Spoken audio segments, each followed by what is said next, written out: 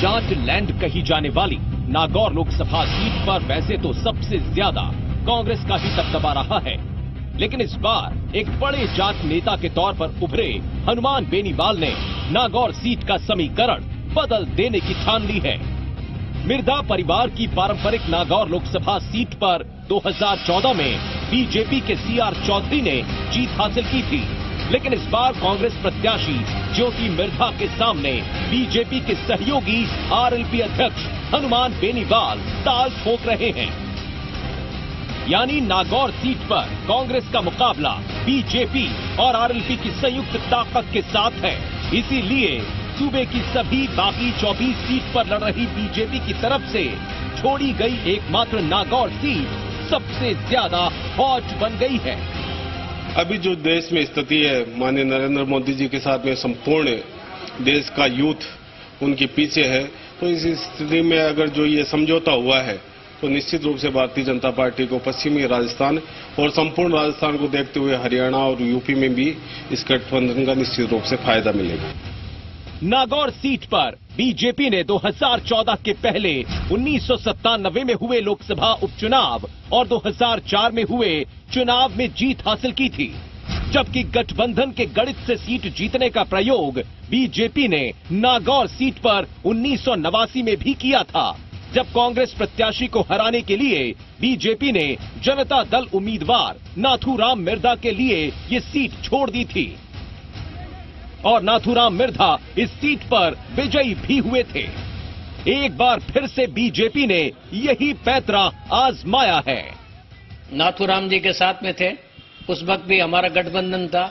हमने भारतीय जनता पार्टी और जनता दल का गठबंधन में जनता दल को समर्थन दिया और 89 में भी भारतीय जनता पार्टी और जनता दल का गठबंधन था। उस वक्त जनता दल जीता भी और भारतीय जनता पार्टी ने उस विजय में अहम भूमिका निभाई।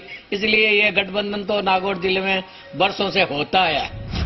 17वीं लोकसभा के लिए हो रहे चुनाव में नागौर सीट पर नाथूराम मिर्धा की ही पोती डॉक्टर ज्योति मिर्धा कांग्रेस के प्रत्याशी हैं। ज्योति के सामने सिर्फ बीजेपी आरएलपी गठबंधन से लड़ना ही चुनौती नहीं है, बल्कि विरोधियों से ज्यादा विरोध तो ज्योति मिर्धा को अपने कांग्रेसियों का ही झेलना पड़ रहा है, जिसकी तस्वीर टिकट फाइनल होने से पहले और होने के बाद भी कई बार नजर आ चुकी है।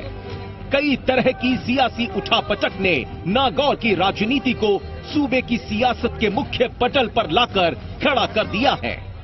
लगभग सभी लोगों का रुझान भाजपा की ओर था, तो मेरे को ये पर्सनली ये लगता है कि भाजपा ने बगैर जनता का मूड जाने हुए और पहचाने हुए ये जो गठबंधन किया है, इसके लिए जनता शायद तैयार नहीं है और लगभग सभी लोग मोदी जी के साथ थे, लेकिन इन्होंने फीडबैक नहीं लेके और पार्टी स्तर पे ये जो समझौता किया है, इससे हमें लगता नहीं है कि भारतीय जनता पार्टी के साथ लोग होंगे।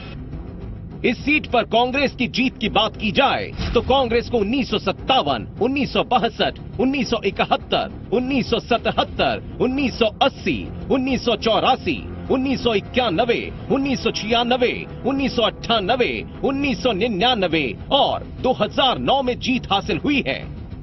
इस बार तो माहौल और मौका दोनों ही बदला हुआ है, लिहाजा सियासी लड़ाई दिलचस्प भी है और दमदार भी।